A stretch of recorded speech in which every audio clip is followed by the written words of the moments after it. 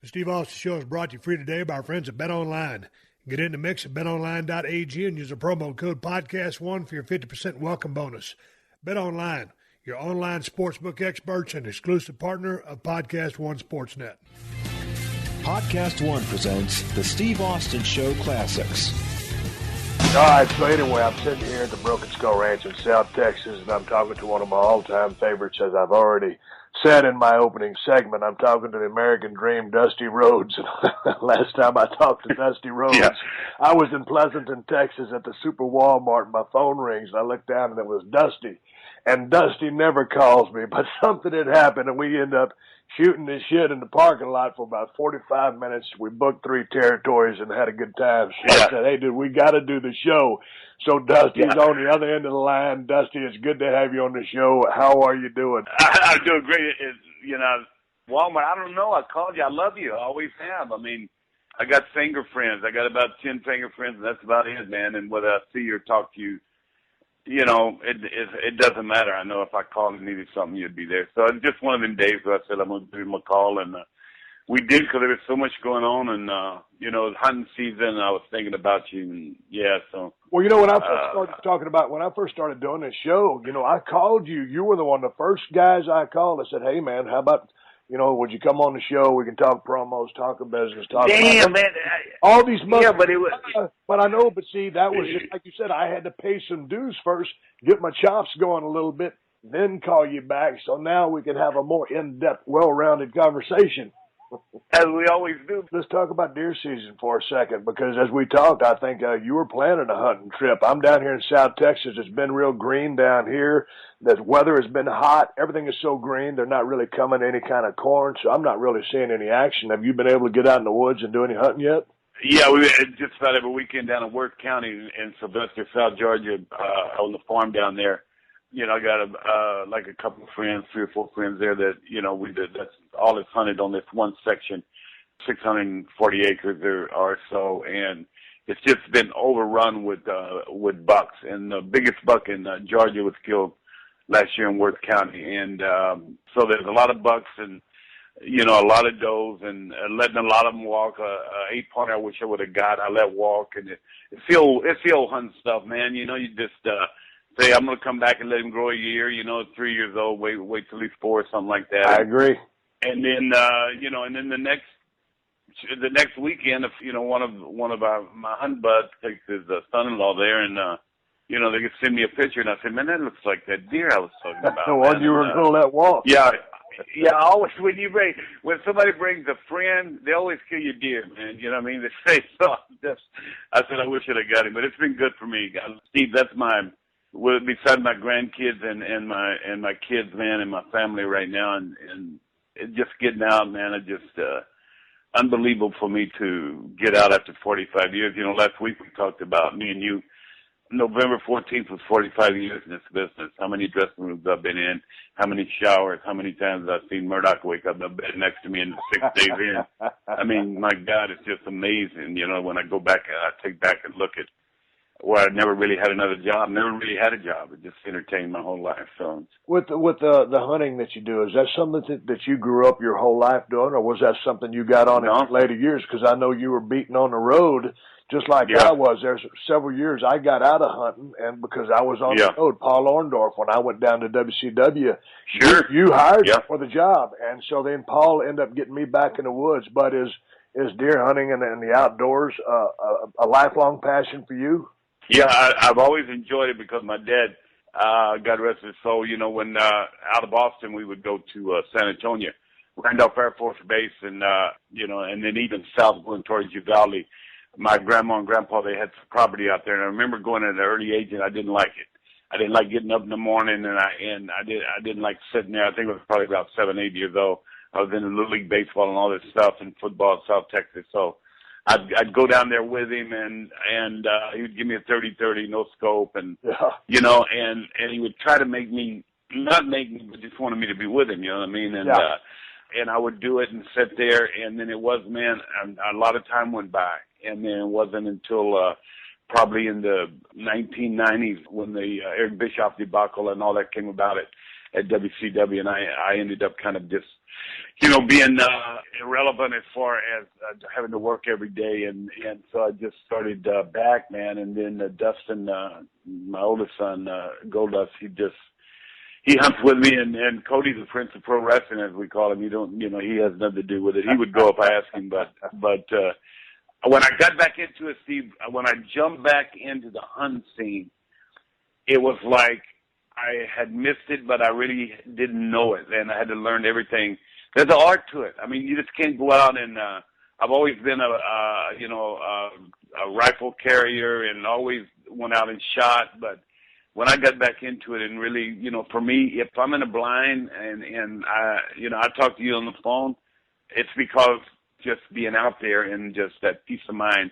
Because after 45 years, I found out that peace of mind is the most important thing. It overshadows money, overshadows everything else. Because if you took all the knives that are in my back that I've been stabbed through the years and all the bullshit stories that I had to lay on people to get them to do something that I wanted to do, and you put it all together, it's just, I just wanted some peace of mind here before I got too late into my 60s. You hit the nail right on the head. I mean, sure, when you go out, it'd be great to come back with a big-ass buck. That's wonderful. But most of the time, you do not, just because that's just simply hunting.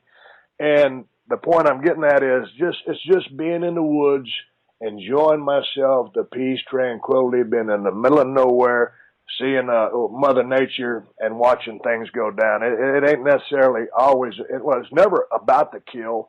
That goes with it if you're lucky enough to happen upon something that you want to take. But I just enjoy the peaceful, the quietness, and being able just to take a deep breath of fresh air and just chill and relax and take all that, whatever's going on in life. And before I brought you on, Dusty, I've always, every time we've talked on the phone, I've always wanted to talk to you about promos, because every now and then someone will, make up a promo list. Oh, who the best talkers were. Well, you're always on everybody's list, and if you're not on someone's list, then they don't know their ass from a hole in the ground about promos. I played the Hard Times promo in my opening segment, and you've got so many memorable promos throughout your career. Let's spend a little bit of time specifically talking about that. What was your approach to creating your promo style? I mean, your cadence, your rhythm, the way you talk. I mean, you're born with a little bit of a lisp, right, Dust? And a lot of lisp. Yeah, handicapped or whatever. But I know, but that worked for you, because, I mean, the way you put your words together, I mean, it drew me in. You're a little bit older than me. You're the generation ahead of me, so I grew up watching you and just listening to you talk and the emotions. It was like, man, of course, I just loved what you stood for. You were the working man. And all these years later, I do this podcast for the working man, but I was drawn to what you were saying, because I knew that you were feeling what you were saying. But so many times, and I watch, your stuff, in the Carolinas with the Crockett's, and then, when you went to Vince, a lot of those ringside promos and the stuff you were spitting out was just pure audio gold. And it just say, hey man, if I had the money and I was right there, I'm buying a ticket to see this cat wrestle. Were you always a gifted talker? I think I was gifted and being able to have a vision of what I wanted to say spontaneously. Not in let's go. It's like when you have done your movie work and all the stuff that you've done. You're handed a script. And I teach my kids now at developmental at WCW. I teach them in the acting class that I teach that's fine and dandy. But no matter what you're handed, it still has to come out of your mouth, has to be you. Growing up in the Sunday in the Black Baptist church that we went to over in Bastrop, Texas, with my dad when he would go over there every Sunday and visit T.C. Lou, who worked plumbing with him. And I would sneak over to that church just like you read about in the movies, and I would hear them sing, and I'd hear the gospel, and I'd hear them talk. And I grew up in that neighborhood where, dominantly black neighborhood and Latino neighborhood. So I finally realized this. It was not like a repetition that came all over my head or whatever they call it, that I got this thing from outer space somewhere. Is that the wrestling part was cool. The story in the ring is cool because you got a blank canvas. You got an opportunity with a blank canvas when you walk out there and you'll paint in 20 minutes or an hour, however long you go, you're painting your own portrait. They'll either buy it or they won't. But I understood at an early age that I'm going to see you Friday night and kick your ass in Orlando, Kevin Sullivan, and I'm going to beat you up, and that's at 8 o'clock, and don't forget to buy your tickets at Walmart. Well, that's fine and dandy, man, but, the common man don't want to hear that, man. They wanted to hear what I had to say about current events blended in with the way I told it and the way I told the story. And, yeah, they knew I was going to be in Orlando. I didn't have to tell them I was going to be in Orlando. I didn't have to tell them that I was going to be wrestling Kevin Sullivan or whoever it was, or the Korean assassin. So I took that opportunity to them to spontaneous relate to them how I was feeling on that moment, that morning, that day. And with the Hard Times promo, it was very simple. I was sitting in the control room. J.J. Dillon was my assistant at the time. He was sitting down below me. And I was sitting in the control room doing the show, booking the show, also starring in the program, also starring in TBS 605 for so many years. And he said, okay, you're up. Just like that. JJ turned around and said, yup, Dream. I took the headsets off. I walked out to the set. As I walked through the curtain, I knew that was a point in time where our country was in hard times. But not one thought did I give to this interview until it came out of my mouth. Not one thought till that interview came out of my mouth and became as famous as Gone with the Fucking Wind. But you just, I never really, I've seen, countless of your promos. When I was watching back in the day, on the Superstation, back in the heyday, or just pulling something up on YouTube, I just never seen a flub, a tick, a hitch. You just always seem to flow. Yeah.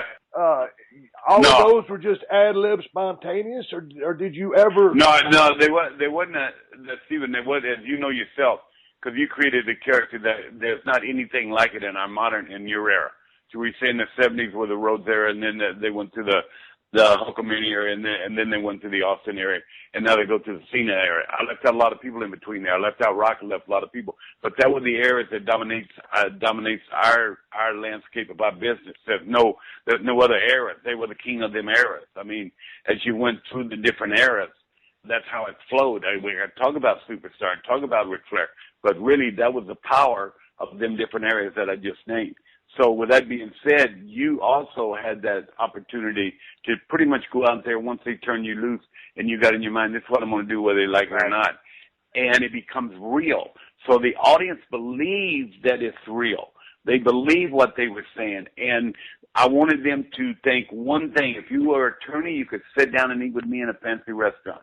If you were a black person, you could sit and invite me over and I would eat in your living room. If you were white, I would do this in your living room. I would play with your kids. I was a cowboy.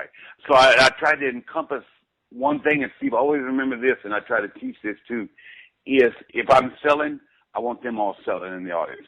If I'm coming back, I want them all coming back. If I'm bleeding, I want them bleeding. If I win, they win. If I lose, they lose. Once you encompass that whole concept of our industry, that's when you become a power broker. And power broker I did, like it or not, with all the knocks and whatever and all the great things that happened. I'm very blessed. Power broker I was. You're a power broker. She's a power broker. You know what I mean? And Hogan was a power broker at the time. There were four. They were power brokers. That's not saying I'm better than Ric Flair or anything, or better than Steve Austin. I'm just saying doing it in 70s, 80s, 90s, 2000. Well, let's talk about what you just brought up a while ago. You said while you're teaching the kids that you're teaching down there at the WWE Performance Center in Orlando, Florida, Dusty. Yeah. So what exactly are you teaching these cats? Purely promos or also in-ring work? No, we have there's the coaches. It's like minor league baseball, it's developmental system. The finest athletes in the world that we can find, we bring them in like to go to the university. They come in, they go to school. They're there 7 days a week. They have house shows that they go to. And then I have two classes. I have one tonight, but I'm teaching all during the week. We have rooms set up in this facility where they can go in and cut their own promos, show them back to me, their creative aspects. They can do all these things. But with that said, my main thing is that I call it communication class. Good. I don't call it acting class or a good friend of mine, Howard Fine in LA, has a great studio. Yeah. And I designed it a little bit after him. So I will take these 80 kids that we have now, girls and guys, I break them up into 2 classes. They have the opportunity to come in there, and I let them be themselves for that 3 hours a night. I let them go up and cut a 1-minute promo, a 1:30 promo. But really, all I'm wanting to see is communication. How do they communicate when the red light is on and there are 50 million people watching instead of just 40 people at an independent show or a little old house show somewhere? Will the people believe them? So it's my philosophy on how to draw people to the arena, how to become entertainers, and how to talk to the media, and how to talk to the 6th grade school kid, how to talk to the high school kid, how to talk to the college kid, how to talk when you walk up and meet Steve Austin. I mean, what you going to say? You're going to bumble over yourself and say, my God, Stone Cold Steve Austin. How are you going to react? There's communication. Eyeball, communicate with the audience. You got it made. If they believe that you're real, they believe what you're saying is real, no matter how entertaining it is, right. No matter how many bands come out and how much happens. If they believe you, that's what cuts the good ones from the bad ones. And that's the ones that are successful. And I'm sure you found that in the movie. But that I teach all the aspects of communication and entertainment. I'm the WWE's developmental head of creative. So creative means come to me with a pitch. You want to drive a truck in the building, a beer truck in the building? Well, we already done that, okay? But right. When I say that somebody's already done that, when I say Steve's done that, then I say, okay, now I got the concept. You had the vision. You got it somewhere from someone. Now make it your own. How would you do that different? How would you make that to where they say, oh, I've seen Steve do that? Or would they say, man, that's the first time I ever seen that? Right. So come up with something with your vision. And so all them things we teach. And we move them up. And, the White families just, they came out of the developmental system. As a matter of fact, we have about 24 to 30 people in the last 4 years come out of this WWE developmental system that are now on the current roster. So it's an amazing bunch, and all the trainers and coaches there do a great job. You're listening to another classic episode of The Steve Austin Show, only on PodcastOne. The sports keep coming back, so does your chance to bet on them with our exclusive wagering partner, BetOnline. With NASCAR, Formula One, and EPL in full swing, there's no shortage of ways to get in on the action. You need more? BetOnline has simulated NFL Madden games, NBA 2K, and UFC happening every day live for you to watch and wager on. And as sports get closer to returning, BetOnline has futures odds on everything you can imagine. Season win totals, division odds, and even odds on every league championship. Visit betonline.ag or use your mobile device to join now and use promo code PODCAST1 to receive your new welcome bonus. BetOnline, your online wagering experts. So going back to, when you started, Dusty, who broke you into business and what made you say, because I go back to Houston wrestling, and I think it was you in the ring. I can almost swear it was you in the ring, and you were bleeding badly, and I fell in love with wrestling. But what hooked you as a kid and would put you on a path to the destiny that you would take as the American dream? Let me tell you how this happened, and this is some honky stuff, man. Because we were just talking about it on the 45th of my anniversary, and Michelle, my wife, of 35 years, we were talking about this, this moment. So I'm playing with the Hartford Charter Oaks in the Continental Football League, okay, and it's 1968, and I got cut from the Patriots. So I'm in the Continental Football League playing with Hartford with the Charter Oaks. The team folds, and I look in the newspaper. It says Boston Arena Annex. Friday Night Wrestling, Tony Santos Wrestling. So I go down there, okay? Now then, I had been around all the Funks and Bobby Duncan, my bud from Austin had started in the business, and they had all been there in at Amarillo, every Thursday night, going to wrestling, watching them. I loved it. It was the most unbelievable form of entertainment and express yourself that I could find. And so I was half-ass smart. And we say, well, he's smart back then. Yep. If you wasn't smart, man, somebody gonna beat your ass. You know what I mean? And so they would say. So I said, okay, man. So I get there and I go in there and I'm standing. I buy a ticket. I got about $7 or $8 in my pocket.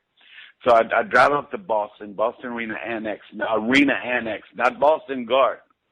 Yeah. So I go in there and there's a promoter there and he looks at me and said, well, man, you big guy. You ever talk about wrestling? I said, yeah, I have, man. I've been down with the Funk. That's all I said. I didn't lie about it. I said, I've been down with the Funk in Amarillo.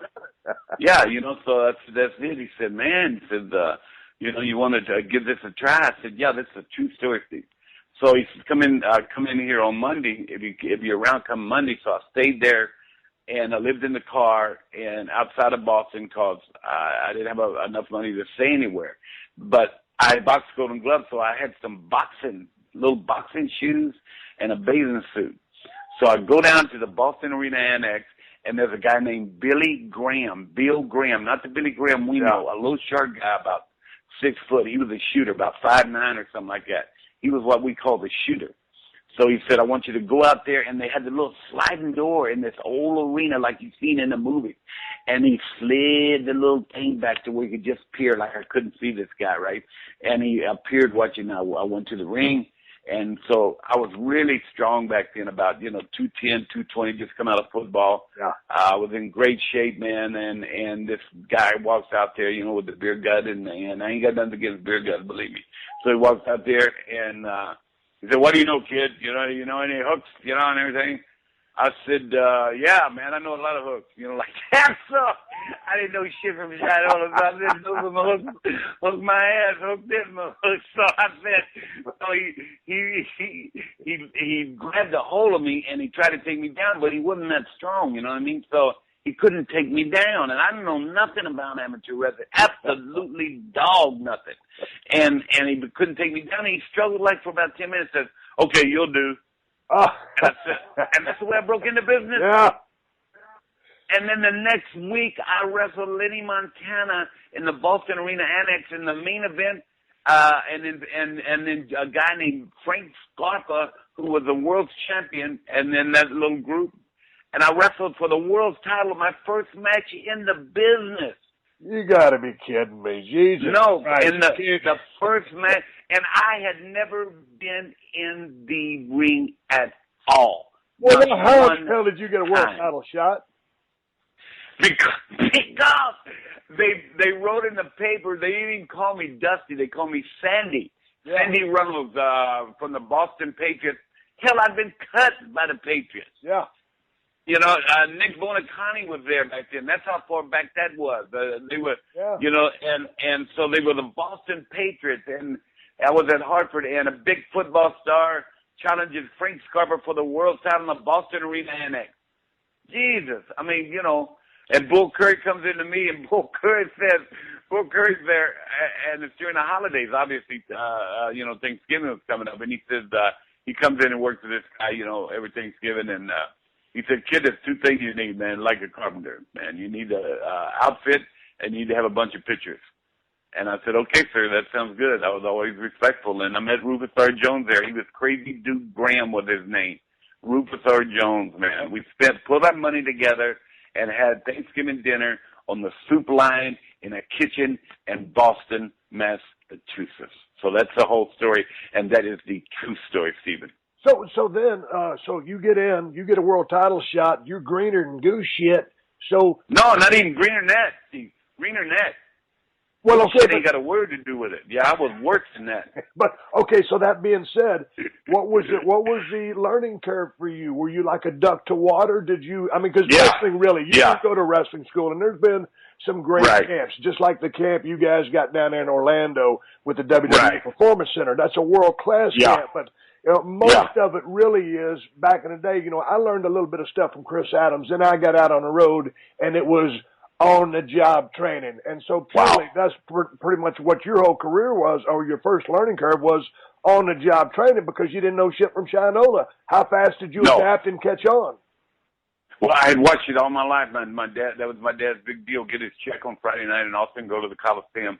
Watch wrestling. I'd emulated it in my backyard like every kid did.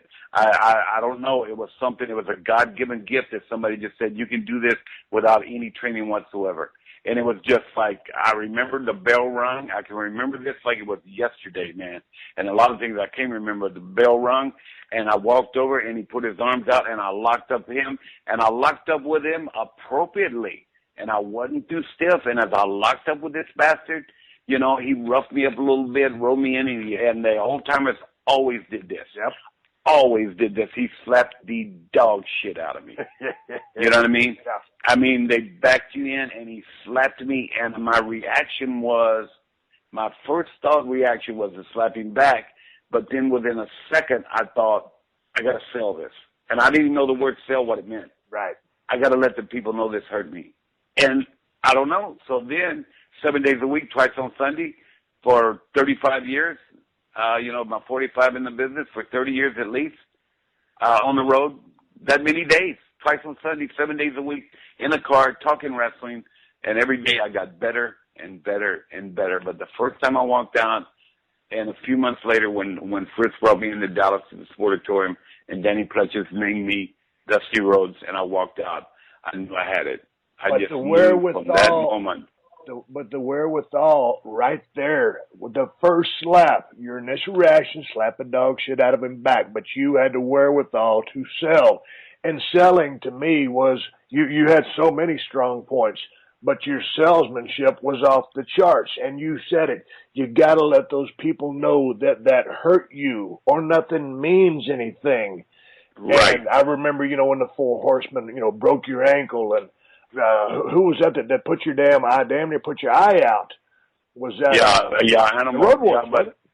Road Warriors, Animal, when they got me with a spike, and that threw TBS into chaos. But so many guys miss the point of selling, man. I mean, because if nobody can hurt you, nobody will give a shit. You were like you like to fancy yourself. You were offensive minded, but you were vulnerable. And when someone had you down and you were in a world of pain, and those people were so behind you and wanted you, they were just waiting for that comeback. I mean, cheering for that comeback. And when it came, you gave it to them. And that's when the faces really got to let it all out. One thing you also did, which I really loved about your work, was the showmanship you put into it, whether it was kind of shaking your ass a little bit or kind of the little hand roll before you started dropping bionic elbows. What brought that creative flair into your work? Was that just purely you saying, hey, this would be cool, or this is just how it happened for you? By no means I compare myself to Elvis Presley, but he said one time about him shaking when he was singing. Yeah. I read an article way back, and he said it just comes. It just felt good. It just felt like something that would happen. And with me, it felt spontaneous for me. It just felt good for me, and it just it set me apart from the cookie cutters guys that we've all seen in this industry. And not blowing a horn is a big thing with me, but I will tell you that this was my thought, and you don't agree with it probably, or you do, or it doesn't matter, because it did to me. As I sat in my living room and watched you with Bret Hart, and I remember that when you were bleeding and he had you in the hole, and you never gave up, and that was the finish. You finally just went out, and the longer you were in it, the longer the facial there. On that night, I said that Steve Austin just became a unbelievable mega superstar, and it was because of the sell. And then I take the young and Cody, as his career has just taken off a little bit, and he's going around here with his brother. But I remember every pay-per-view during that era of him being very small in school and junior high and all that stuff, and he would watch it. And when you would finally turn it on to the selling part, not to the breaking of the glass, to the driving in of the truck, when you were selling, he would turn to me and he said, "Now this is wrestling." He would always say that because he was such a student of it. Right. So you go back and you name the ones that I talked about in the decades. Yeah. Hogan was not Hogan by no means could work. Right. Okay, very well. But what he did well for a big guy, he sold. Yep. He sold. And the people believed he was hurt. He brought them with him. Yep. And you go back, you go with John currently. Yep. And John sells. Yep. He sells the product. And the product is, this arm is hurt, I'm selling this son of a bitch. Okay? So, man, it's just, to me, it's easy.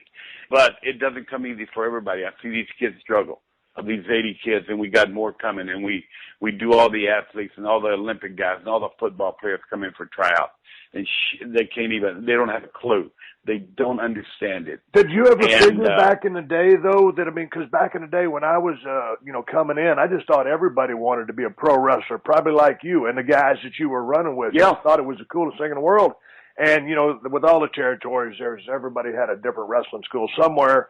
And I never thought it would ever dwindle down to where there's really now one world-class center that is training the bulk of people that are going to be the future of the industry for here going forward for, you know, as long as it lasts, which is seemingly will be forever. But things have changed so much. When you get these people in there, Dusty, because I watch you in the ring, and you had a very unique relationship with the people. There's been many people who got over in a big-time fashion as you were, but just the way you would look to the people to bring them in, maybe wave a little bit with the hand, but sometimes not acknowledge them because it wasn't time to acknowledge them. So many times some of these young cats want to go to the people, and it's like, hey, you haven't earned that respect yet. You can't go there yet. How long did it take you to just develop such a natural rapport or relationship, a personal relationship with people that were either watching on TV or the people that you had cramming into the arenas when y'all were selling out all throughout your career? How long of a process was it for you to really relate to those people? Don't laugh, and this ain't a bullshit answer here. I go back to what I told you earlier, man. Just very simple. The first slap. Yep. My instinct was I wanted the people to know it hurt. I wanted them to form an opinion about they're glad I'm hurt or they're not glad I'm hurt. Or they're, oh, the poor baby's hurt. Right. I wanted an opinion out of them. So I didn't know it at the time of the question you asked that that's what I was forming. Right. But it became, once you become a star, see, people, there are so many people, we forget this, that have not been where you have been. They have not stood there and heard this roar so loud and chanting your name in that glass breaking, and you're standing there and you're in the midst of it in a calm storm, and you have that look on your face to where you know I'm going to go on the top rope and I'm going to hold one finger up and this place is going to go bonkers. I'm going to shake my ass, do the flip, flop, and fly, and raise that elbow without hitting Superstar Billy Graham in the garden. Just raise it. And as I raised that elbow, it just became like, wow. And it's like a drug, and people don't understand that. Even writers and cheat writers and all this crap, they don't understand our business is like a drug. Once you inhale it, once you take it, and once you become a big-time addicted player, as me and you are, we are addicted to this drug. It will never get out of your system. No matter what it is, we live to entertain, but we live for that moment to where the pop is so loud. The money don't matter. The money don't matter. The peace of mind now is that pop is so loud, and knowing that this weekend, because of what you did there, you're going to be sitting in a deer blind without a gun, just sitting there for the whole time looking out and watching life in front of you transpire. Watch it happen. And that's philosophizing right now that I'm doing. The agreementism and philosophizing are two different things, but that's what it's all about. And, you know, if people would, they don't need to understand it. They just need to enjoy it. It will always continue to be what it is, but people make their marks. I made a mark, like it or not.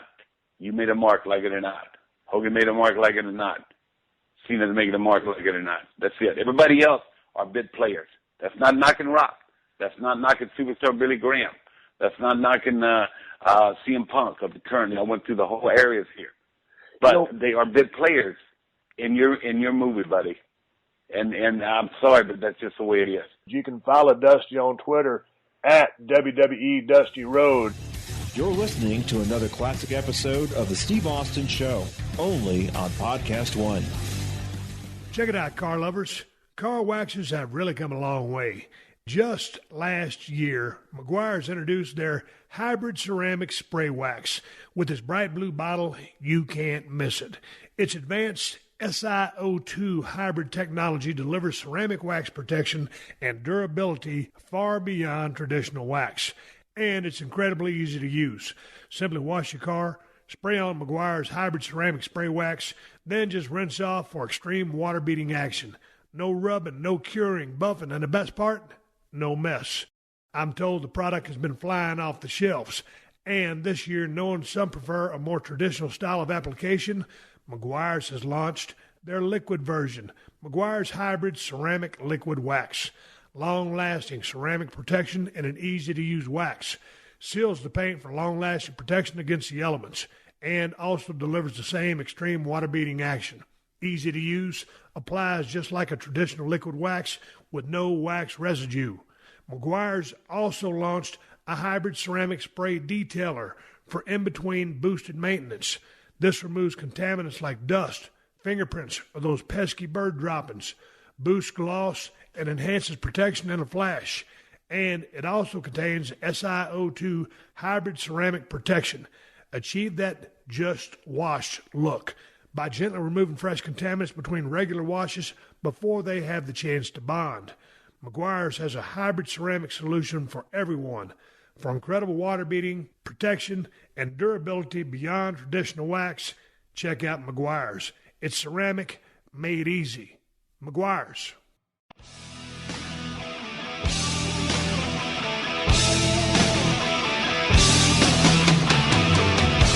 All right, so anyway, I'm sitting here at the Broken Skull Ranch in South Texas, and I'm talking to the American Dream, Dusty Rhodes. Yeah. In 2010, you did an interview, and I read, you said, today, Vince is more about, we're putting smiles on people's faces, and I believe that to be true. But you also said, you went on to say, back in the day, it was more about the blood, guts, and glory.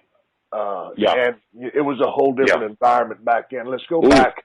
Let's go back to, kind of that period there in the 80s in the Carolinas when Crockett still owned National Wrestling Alliance, NWA. That was some of that. When I do cardio to this day, if I want to watch, as I was talking to a guest on a show the other day, when I go to my garage and do cardio, if I'm going to put wrestling in, it's 9 times out of 10, it's going to be stuff from the NWA, from Crockett Promotions. There, when you guys were running roughshod, I mean, you had Ivan Nikita Koloff, you had Arn Oleander, of course you had Flair, Steamboat, Man with the Hands of Stone, Ronnie Garvin, the Midnight Rock and Roll Express, all of those guys, Magnum TA, and you guys are running some heavy-duty angles. And god dang, you had some over baby faces, but you had a ton of heels with a lot of heat. And you must have heat to draw some money. And you guys made sure that you got your heels hot. If the audience don't want to see you beat up somebody, if they're not mad at him, what the hell, okay, if Roy's got on Trigger and he's at the first show and somebody don't come over and beat up Dale, then I ain't going to be mad at anybody until Roy gets him at the end. So if somebody come over and shove Dale Evans down in the dirt, well, by the end of that 30-minute show or whatever it was, Roy's going to beat somebody up. Roy's going to kick somebody's ass. Right. John Wayne's going to kick somebody's ass. Steve Austin's going to kick somebody's ass. And I just wanted to clarify, too, because you just mentioned something about having a guest on there. When I opened up this podcast thing with you, is that I was saying, now you got the main event. Everybody you've had on this show, anybody that's ever done anything in business, I consider them a lot better than me in main eventers. So I was just joking about that. Got that out of the way. That way I can get everybody off my ass. So now, but I don't believe that. I just said that. Anyway, but now that was you just called it. It was Woody Harrelson in the Killer. It was the Taxi. It was I want you to meet my little friend. Yeah. It was that was it. Let's go.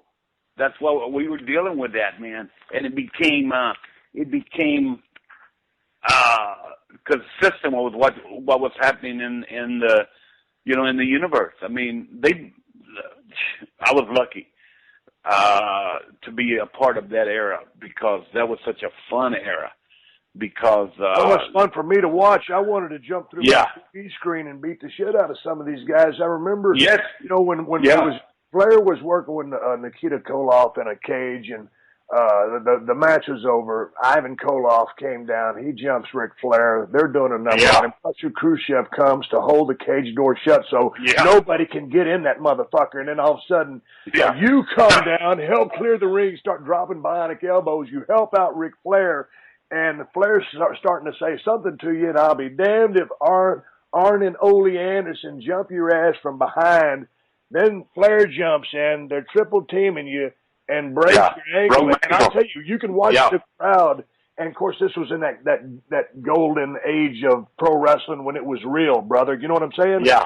And that I know. whole crowd, they're all on their feet. They're watching it, and you're selling your ass off. And he's talking about, man, they might have to cut up your jean leg to expose that leg to see the damage. And you were selling it, and more people were madder than a motherfucker. I was. Hey, yeah, but Steve, but there you go. Here's the thing about that.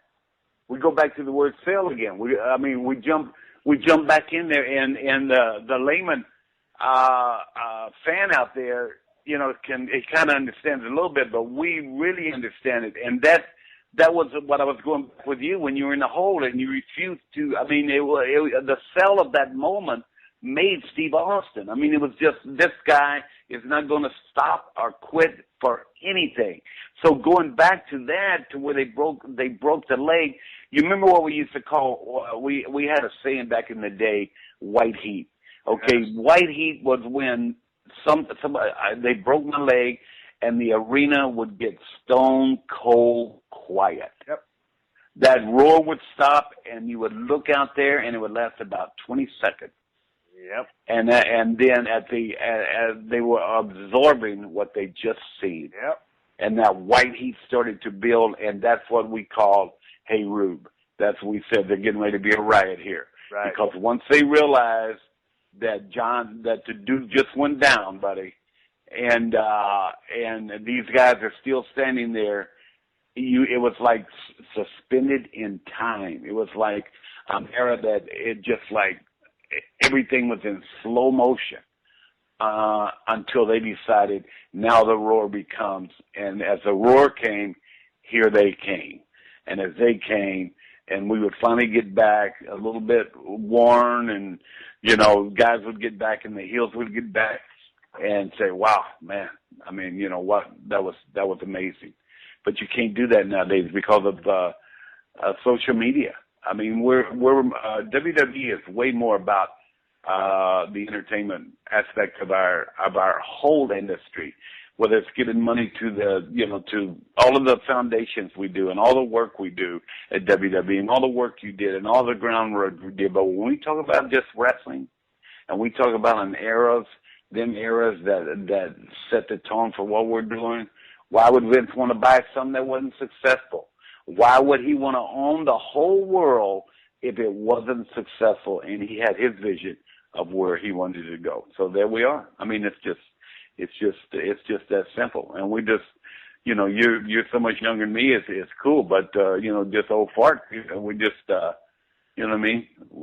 We're just dwelling in the past, but the past was good. You got to go. If you ain't got no past, you ain't got no future, kid. Yeah, but I like talking about some of the heyday stuff that I grew up watching, because along in that same area of time, you know, I think Magnum was backstage in a dressing room cutting a promo on Tully Blanchard. I guess they were fixing to have a match for that U.S. title. And I'll be damned if only an Arn didn't jump in there and beat the hell out of him and leave him in a bad way. And I know you and Magnum TA seem to have a good personal relationship behind the scenes. And was he somewhat of a protege of yours? How did you come to meet young Terry? No. I think he was the next in line, man. I had chosen him because I had that much power at the time. Right.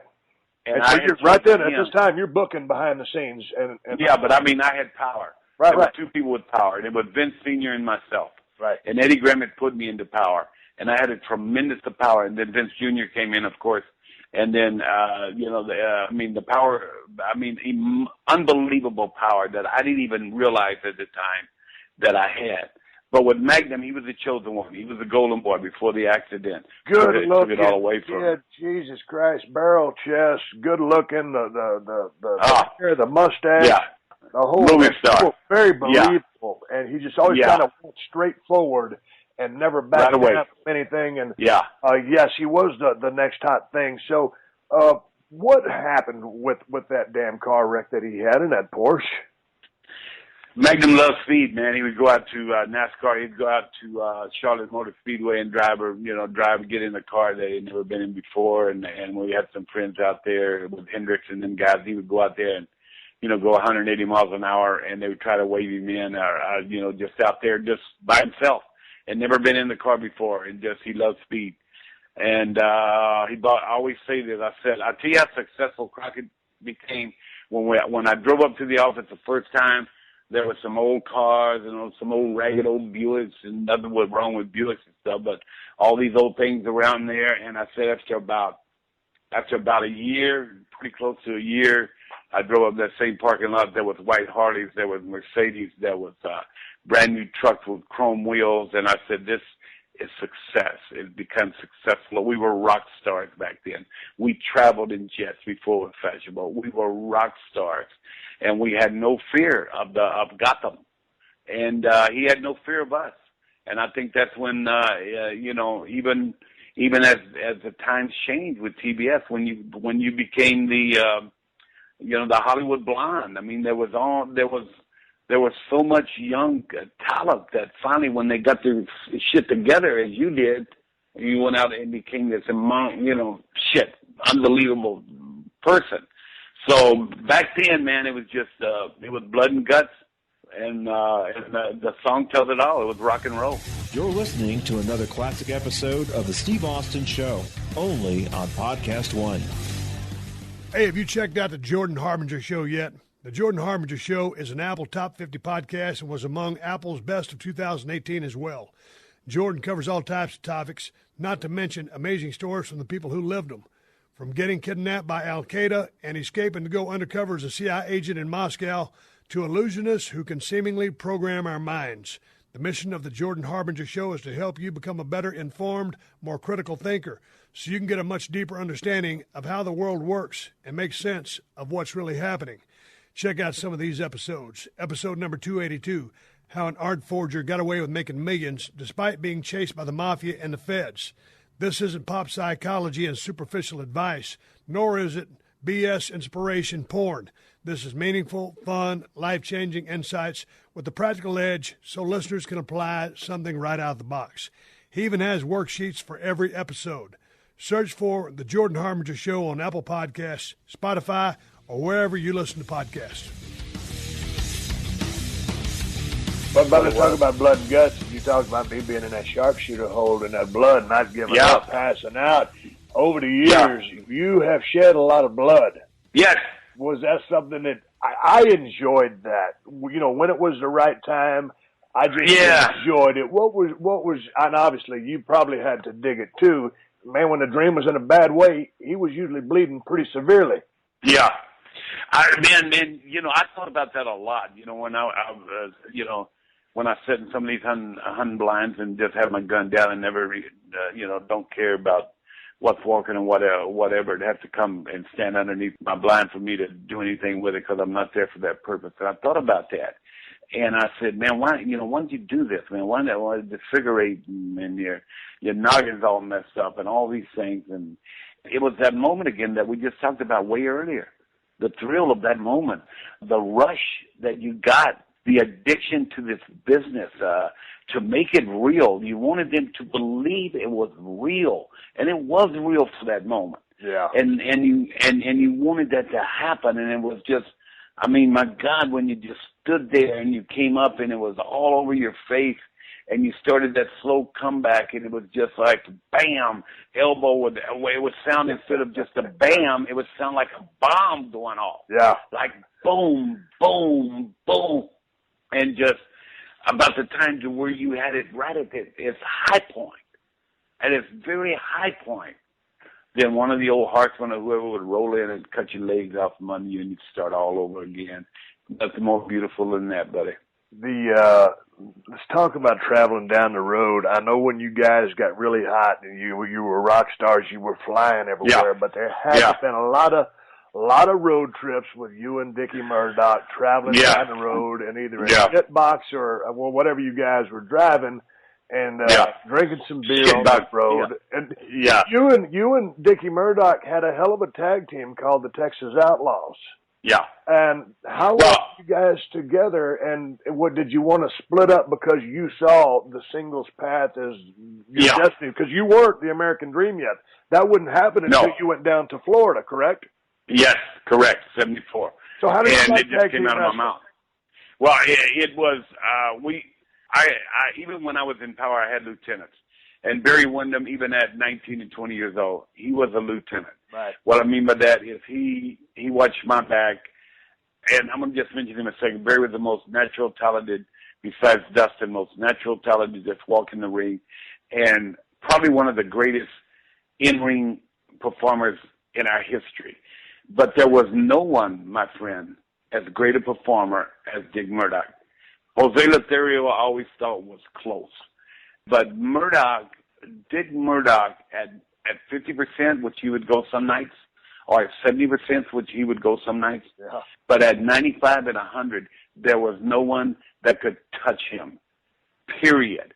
But we had one thing in common.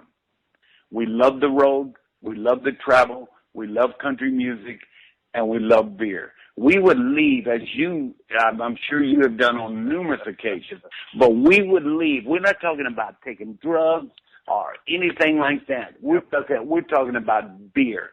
Yep. And he was a cheap son of a bitch, God rest his soul.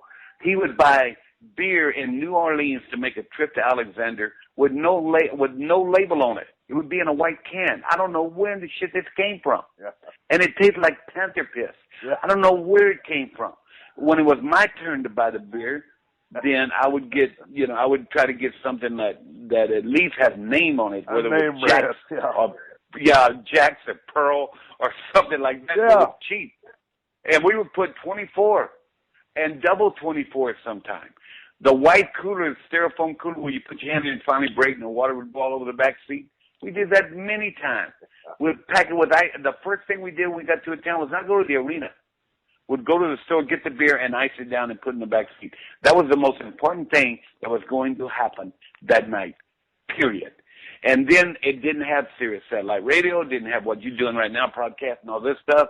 None of that was social media was there. So we'd go AM, 820, Bill Mack Show, Forward Dallas, every night, even in Michigan, we could pick it up and we'd turn it on, and Murdoch would throw his head back, the worst singer in the history of the world, and would sing these songs, and we'd just go down the road night after night after night after night after night till one morning I woke up in some old hotel and I looked across the bed next to me and them old white BVDs all yellow stained up and shit sitting over there, big ass sticking out from under the cover, smell like, donkey piss in the place. And I finally had got word, I said, I want to try this on my own. We were in Detroit. Yeah. And I walk in and I tell Eddie Farhat the Sheik and Jack Kane, who was the booker, I said, I'd like to give him a notice. I want to move on. And I look behind me, and it's Murdoch. He's sitting there and said, well, me too. I said, no. I said, excuse me just a minute, Sheik. I said, let me walk out here. I said, Dick, I just want to go on my own here. We've been together so long, night and day, went through families, all this stuff. I just want to go and try something on my own. And so that we always remained close, but there was never, again, that day-to-day travel stories down the road, hitting beer signs, shooting guns, putting Cosmo Rosario in the back of a truck, telling kayfabe, lay down, and we took him at 20 degrees to Minot, North Dakota, wouldn't let him out of the bed of the truck, and we were in the truck with the heater on, and the guy nearly froze to death. I mean, we would rib unbelievably back during that period of time. So how many days? How many days a month were you guys on the road? Because it had to be very extensive, more so than today. I think we always around Thanksgiving night we always worked. That was huge. Starcade. Let's go back to Crockett. Let's go back to the Omni in Atlanta. New Year's Eve we worked, and Christmas Day we worked. They were the 3 big days. But the days that you were home, probably only home maybe 2 days every here and there, but then always back out on the road. No, but it was the only time would be Christmas time, probably around the 19th. Work back on Christmas Day. Yeah. So 300 and some days or whatever they are. That's what I'm getting. I mean, a year after year after year, where the years pile up, you say, man, I got to slow down. This has been 8 years.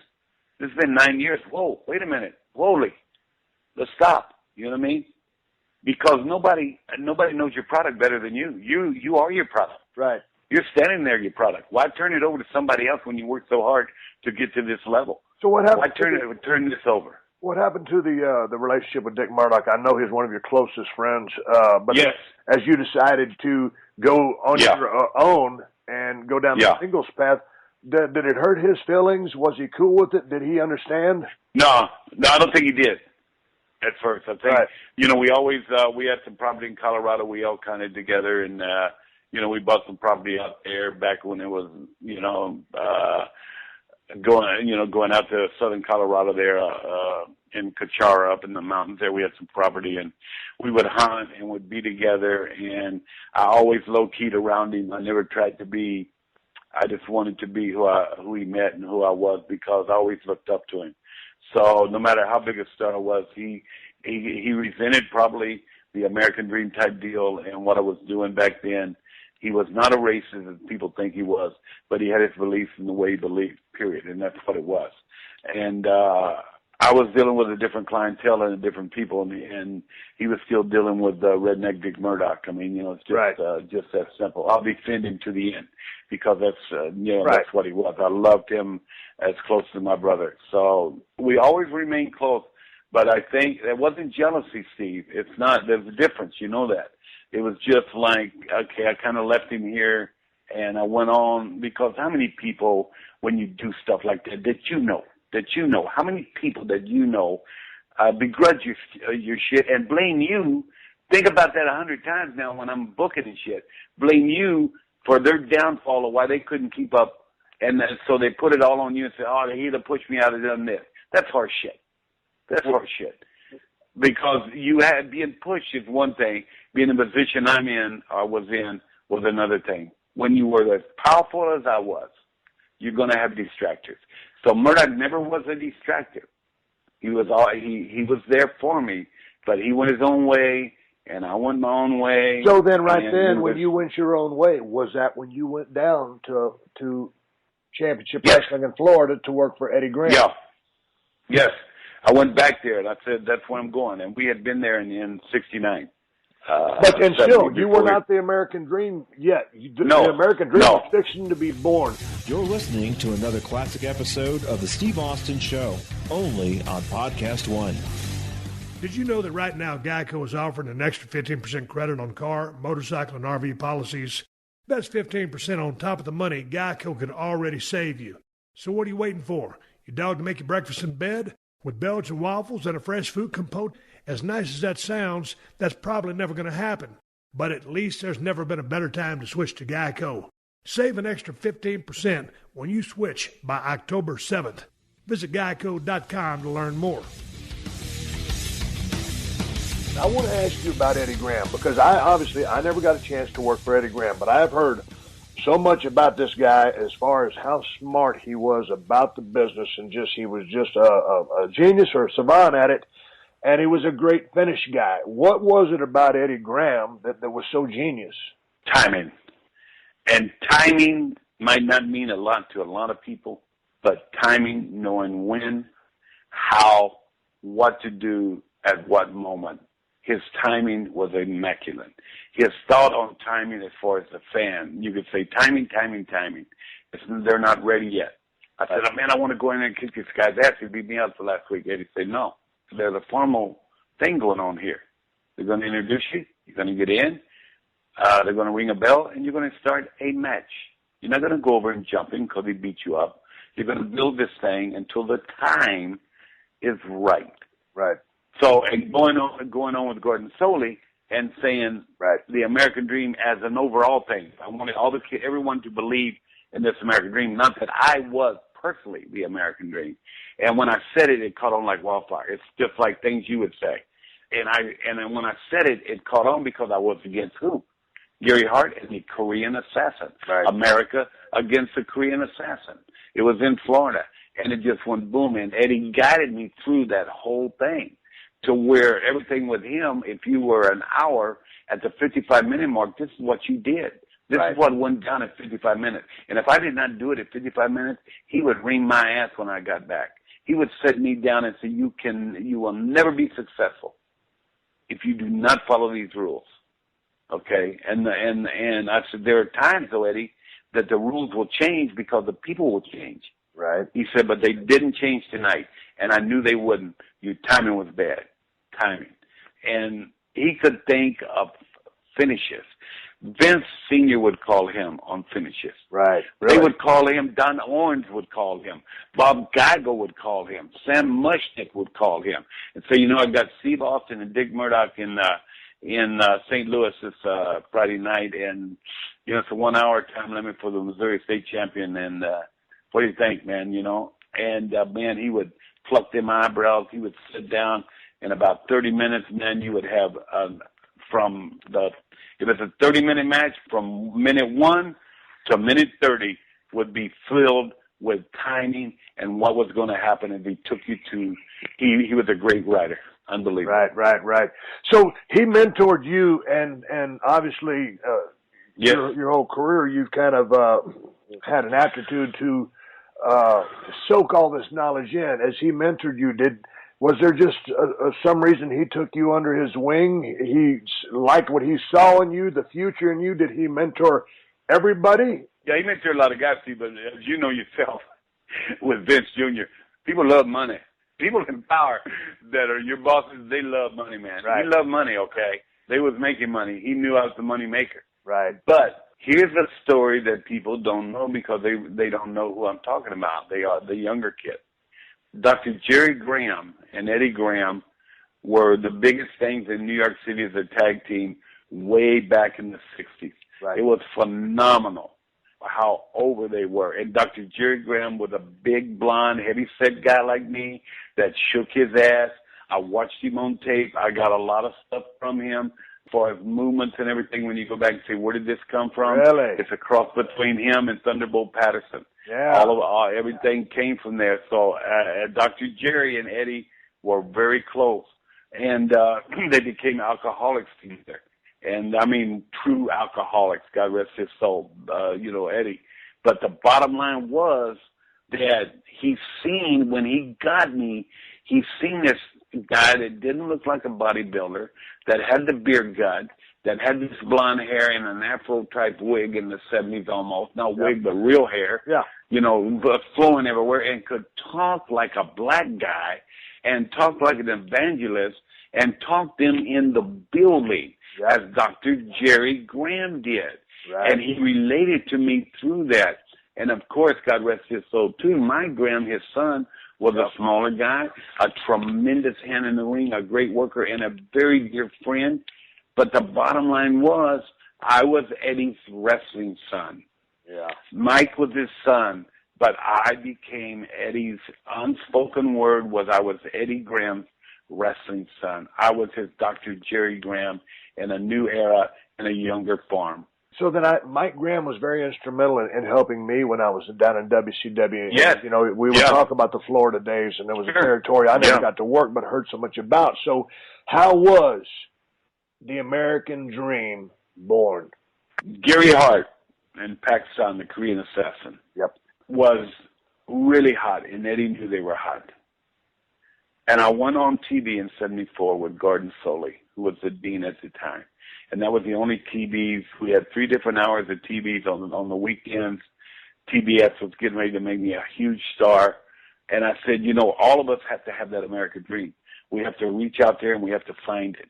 And on the interview, it had nothing to do with the match. I just said it. Yeah. And I said, the American dream is important, man. And sometimes I feel like that American dream, like I'm carrying it for all of you. The rest is like the crowd doing one-word things that we have now. Who would have thought that you could just take the crowd and say, yes, yes, yes, yes. Yeah. What? Right. What? I mean, think about that. So back then, it was just something that they picked it up. The audience, the universe picked it up, and they made it huge. Then newspapers picked it up. Then people started talking about it. And then me against the Korean assassin. And so how did he become that baby face? How did he become that deal? It was simple. We talked about the great promos. The greatest promo, the greatest promo, I said 2 lines. I love you. That was my favorite, greatest promo. If you ever get a YouTube where you can find it, you can. Yeah, it was for Orlando. Yeah. It was for Orlando. I had 2 minutes. For a minute, 50-something seconds, I looked at Gordon. I looked into the camera and didn't say nothing. And Orlando had turned me babyface the week before, and it was me and the assassin there. Everybody knew where I was, but until they already told them. And I looked at him. I looked at the camera, and I said, with about 3 or 4 seconds left, I said, Orlando, I love you. You could not get within 5 miles of that building at 6 o'clock. Yeah. Orlando, I love you. You know why? Because they believed I was sitting out there with them. And they took me to the dance, and by God, I'm going to leave with them. Before we wrap up, and I want to have you back on the show to talk about so much more. We covered a lot of ground just in general conversation. Mm-hmm. But sure, where did you start, Dusty? That was in New York City? No, Boston Arena Annex, 45 years ago, November 14th. But first match against Lenny, Montana.